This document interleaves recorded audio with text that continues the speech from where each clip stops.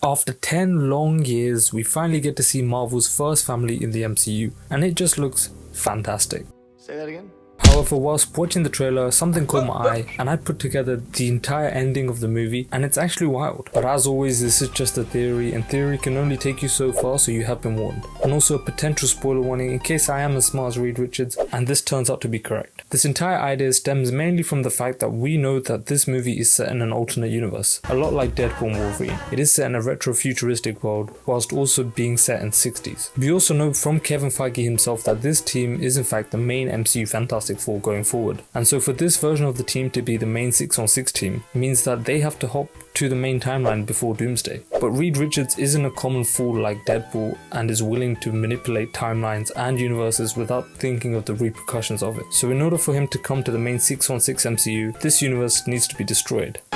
And the reason I figured this all out is because of this one clip. If we look closely at the board of scribbles by Reed, we can see a lot of things.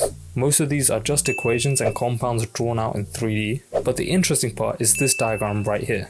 Now this diagram looks a lot like a wormhole or an Einstein-Rosen bridge. We've heard these terms before in the MCU, dropped by Eric Selvig and Jane Foster a few times in the past. But basically, it's a bridge that lets you travel from one corner of the universe to another. Now Reed, being the ultra mega genius that he is, he's probably trying to make a similar bridge, but instead of crossing across the universe, he's trying to cross across the multiverse. And there is some writing here, but it is not really visible to see unless if they release a 4K version of this teaser. But something like this does happen in the comics. Reed builds this thing called the bridge, and essentially he uses it to travel to other universes to find solutions to problems that they don't have solutions for in his own universe. For example, there's a universe out there that didn't have Civil War, or there's a universe out there that probably didn't have Thanos snap everyone out. It turns out that every Reed also had this genius idea, so they formed the Council of Reeds, where every version of Reed Richards come together and form an organization to create peace and to solve problems across the multiverse. So in this movie, it does seem as though we will get the Council of Reeds, either in a post-credit scene or at the end of the movie itself. And if it is in the movie itself, it might just explain how they managed to hop universes. There is also another moment in the teaser that backs this up.